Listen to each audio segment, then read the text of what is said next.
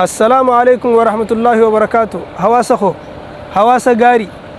علماء راجل كبه حيوتان مغدو بياتين درغغوتان شمرانين ديراف دبرتين أبوتين كبينيا وتيبولان guutumatti hawaasni keenya dhaabbanni keeysan akkaan jaallatan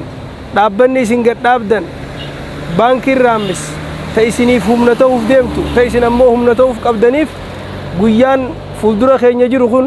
shawwaalli 29 apriil 27 maaziyaa 19 guyyaa kiyya nabiraan hafinaa isinin jetti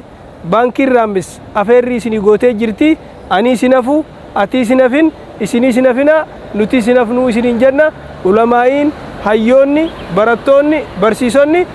qaamni hawaasaa guutumatti kan nuti qabnu dhaabbata kanaaf humna tahaati dhaabbanni kun humna isinii haa ta'u guyyaa baankii raammis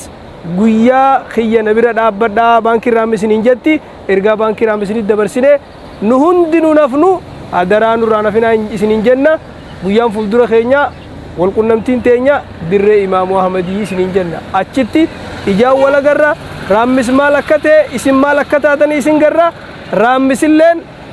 maal akka ta'e achitti waliin agarra isinin jenna galatooma salaamu alaykum wa rahmatullahi wa barakaatuh.